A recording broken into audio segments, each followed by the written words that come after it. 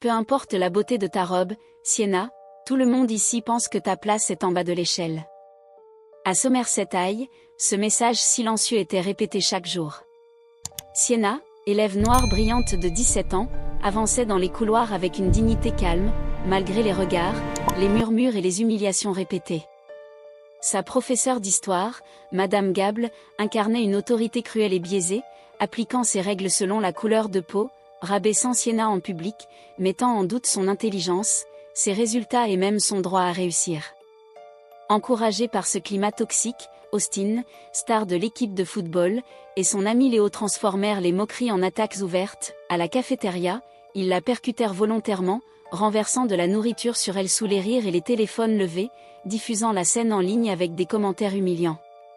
Derrière cette violence se cachait une vérité plus sombre. Sienna était en tête des classements et menaçait un système corrompu où une bourse prestigieuse devait rester entre de bonnes mains. Madame Gable manipulait les dossiers, protégeait Austin et complotait pour briser Sienna psychologiquement afin de la pousser à abandonner. Épuisée mais digne, Sienna rentrait chaque soir auprès de sa grand-mère malade, cachant sa souffrance, puisant sa force dans le souvenir de sa mère décédée à la suite d'une injustice médicale, et dans l'exemple de son père, aujourd'hui juge fédéral, qui avait bâti sa carrière en défendant les oubliés.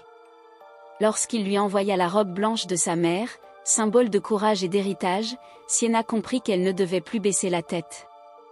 Le lendemain, vêtue de cette robe, elle entra à l'école avec assurance, affronta ses harceleurs sans trembler, refusa de se taire et de disparaître. Mais cette résistance déclencha une dernière escalade. Isolée dans une salle de classe vide, agressée, humiliée, Sienna resta debout malgré tout, jusqu'au moment où la porte s'ouvrit brutalement. Son père entra accompagné des forces de l'ordre, révélant au grand jour la violence, la corruption et les abus longtemps dissimulés. Ce qui avait commencé comme une humiliation devint l'effondrement d'un système injuste, prouvant que la vérité finit toujours par éclater, même là où tout semblait verrouillé. Elle essuya le sang du revers de la main, refusant de pleurer, puis les fixa avec un mépris glacial. Il pouvait l'insulter ou la frapper, mais il ne la briserait jamais, et encore moins la réduire à ce qu'ils étaient. La colère faisait trembler Austin lorsqu'il leva à nouveau le poing, mais la porte de la salle s'ouvrit lentement, laissant entrer Madame Gable, dont le sourire froid annonçait le pire.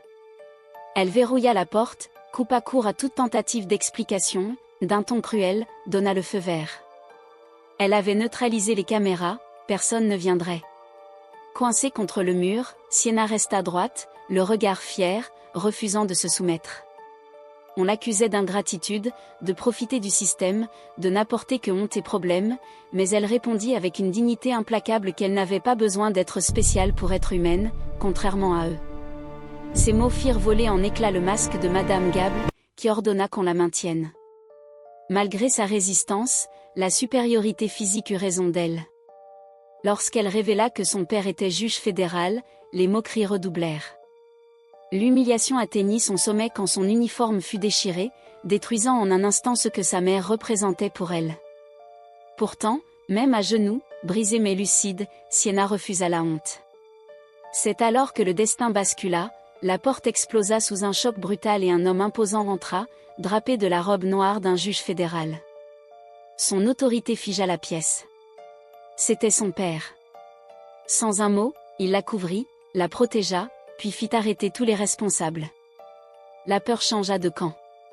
Tandis que la justice reprenait possession des lieux, un détail inattendu révéla une corruption bien plus profonde. Un médicament appartenant à un ancien proviseur décédé fut retrouvé sur l'un des élèves, déclenchant une enquête fédérale. Peu à peu, un réseau sombre mêlant abus de pouvoir, trafic dissimulé sous couvert de bénévolat et manipulation d'élèves fut mis au jour, exposant un système qui exploitait les plus vulnérables. Face à l'ampleur de la vérité, Sienna comprit que ce qu'elle avait subi n'était que la surface d'un mal enraciné depuis longtemps. Mais cette fois, elle n'était plus seule. Entre les bras de son père, au cœur même de la tempête, elle sut que la peur avait changé de camp et que la justice, enfin, venait de frapper à la bonne porte. Sienna avait simplement expliqué à sa grand-mère que des élèves bénévoles passeraient pour un contrôle médical, et qu'elle resterait à la maison pour surveiller. Comme toujours, Clara lui fit confiance. Toute la matinée, Sienna observa la rue depuis la fenêtre, prête à enregistrer le moindre incident. Lorsque 2 étudiants se présentèrent à l'heure exacte, leur politesse excessive éveilla immédiatement ses soupçons. Sous couvert d'un programme scolaire, ils tentèrent de remplacer les véritables médicaments de sa grand-mère par de simples comprimés sucrés.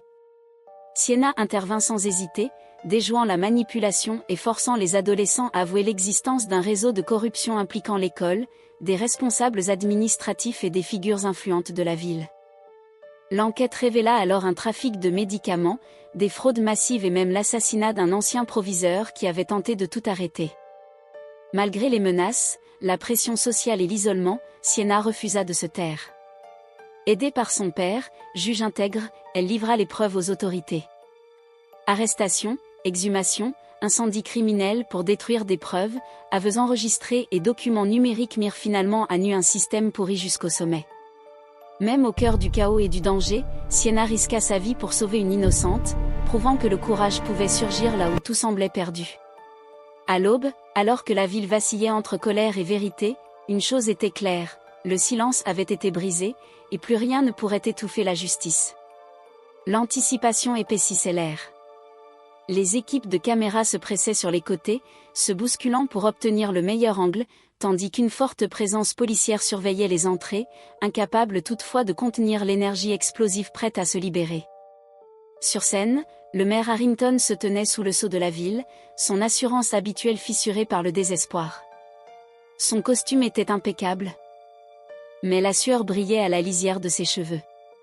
À ses côtés se trouvait le proviseur, plusieurs membres du conseil et quelques enseignants, certains figés, d'autres évitant les regards. Au premier rang, le juge Sterling et Sienna restaient silencieux, leurs visages impénétrables.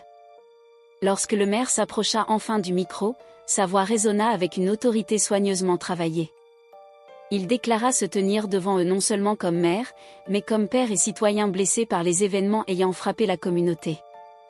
Il évoqua l'incendie qui avait presque détruit le lycée la veille, parlant d'une pertinence, mais accusant surtout les rumeurs, les mensonges et le chaos semé, selon lui, par ceux qui voulaient déchirer la ville.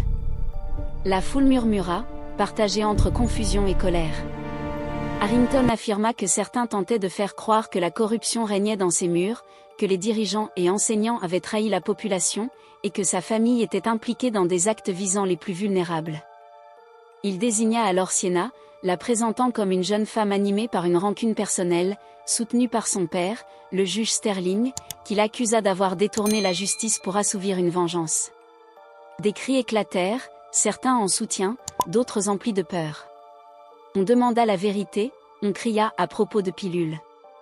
Le maire leva les mains dans une démonstration théâtrale de tristesse et déclara que l'incendie était un acte criminel destiné à détruire des preuves, accusant le juge et sa fille de sabotage.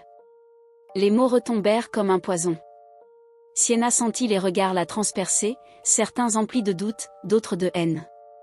Le juge Sterling se leva alors calmement, monta sur scène sans drame, suivi du shérif et de ses adjoints. Il déclara qu'il n'était pas là pour accuser, mais pour révéler la vérité, et annonça qu'il avait quelque chose à montrer.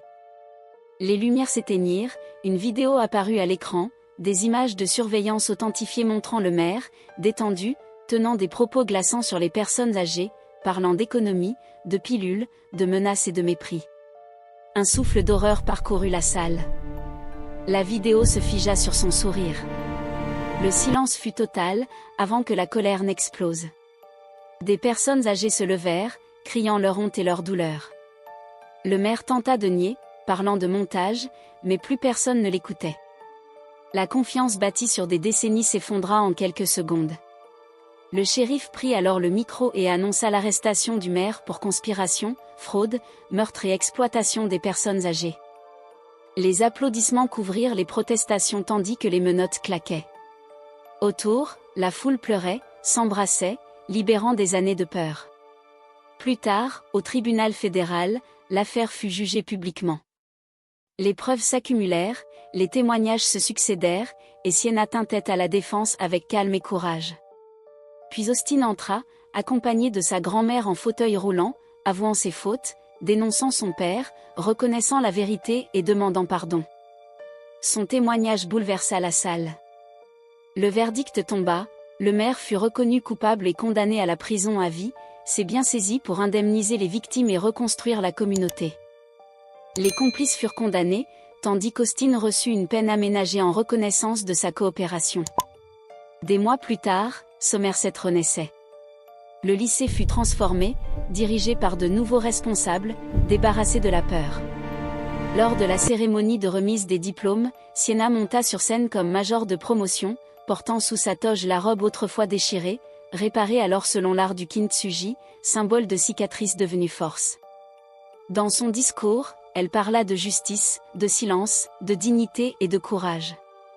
Elle rappela que les blessures n'étaient pas une honte, mais la preuve de la survie. La foule, émue, l'écouta dans un silence respectueux. Sur l'écran apparut la création d'une bourse à la mémoire de sa mère, destinée à soutenir les plus démunis. Les applaudissements furent immenses. Ce jour-là, Somerset comprit que la dignité ne peut être arrachée, que la vérité peut faire tomber les empires, et que même brisée, une âme peut devenir un héritage d'espoir. Après la cérémonie, la vie à Somerset ne reprit pas immédiatement son cours normal. La paix, bien que réelle, avait besoin de temps pour s'installer. Les blessures laissées par des années de silence ne disparaissent pas en un seul discours, ni en un seul verdict. Mais quelque chose avait changé de manière irréversible, les gens parlaient désormais. Dans les cafés, sur les porches, dans les églises et les écoles, les voix autrefois étouffées se libéraient. On racontait ce qui avait été vu, ce qui avait été subi, et surtout ce qui avait été ignoré trop longtemps.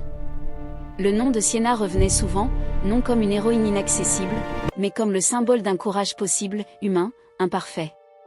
La nouvelle clinique communautaire ouvrit ses portes à l'automne. Les fonds saisis permirent d'offrir des soins gratuits aux personnes âgées et aux familles modestes.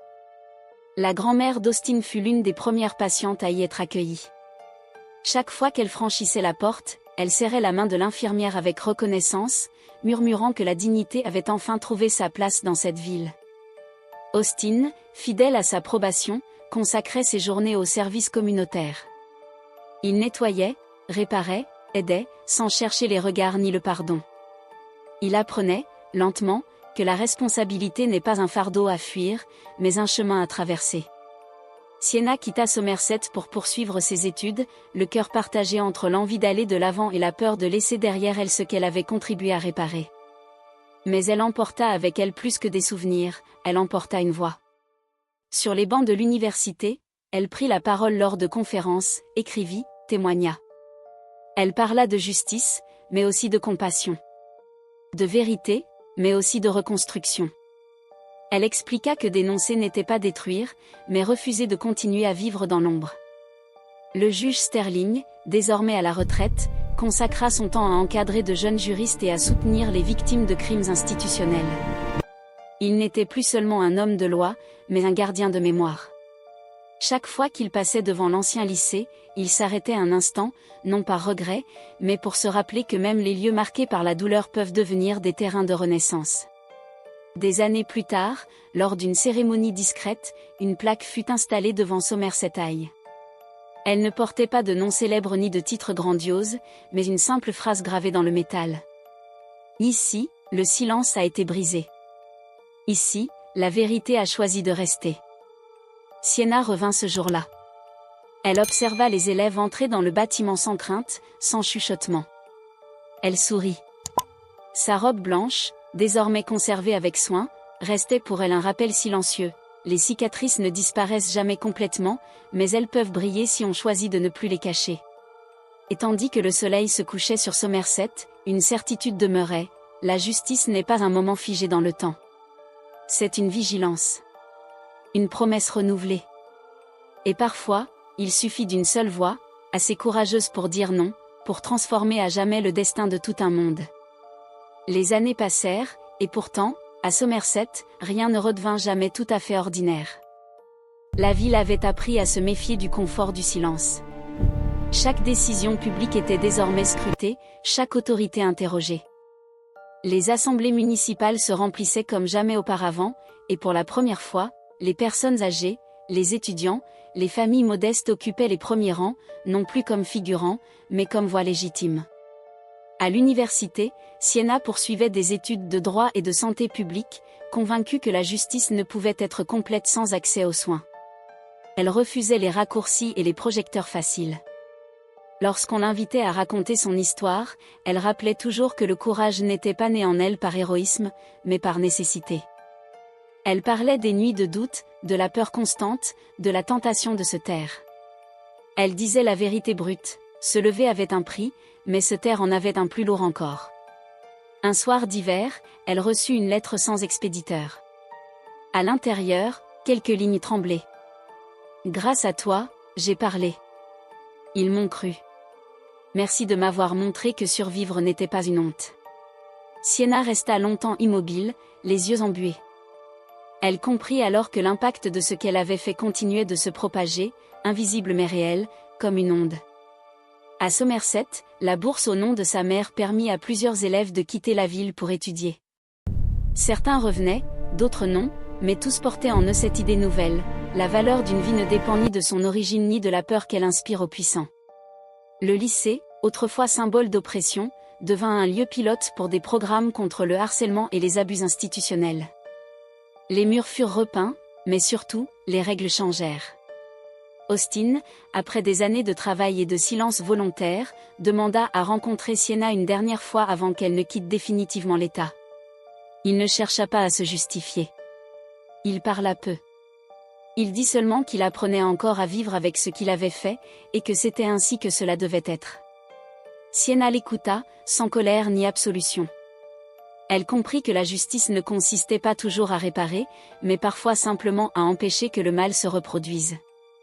Le juge Sterling, affaibli par l'âge mais l'esprit intact, observait tout cela avec une fierté discrète. Il savait que l'héritage le plus important n'était pas sa carrière, mais ce que sa fille avait incarné, la preuve que l'intégrité pouvait survivre dans un monde qui récompense souvent le contraire. Un jour, lors d'une conférence internationale, Sienna conclut son discours par ces mots. « La violence la plus dangereuse n'est pas toujours celle qui frappe, mais celle qui fait croire qu'on mérite ce qui nous arrive. Tant que nous accepterons cela, aucun système ne sera vraiment juste. » Dans la salle, le silence fut total. Puis quelqu'un se leva. Puis un autre. Et bientôt, toute l'assemblée applaudit, non par admiration, mais par reconnaissance. Car à travers Sienna, ils ne voyaient pas une survivante exceptionnelle. Ils voyaient une vérité simple et dérangeante. Quand une voix ose dire non, le monde peut vaciller. Et parfois, enfin, se redresser.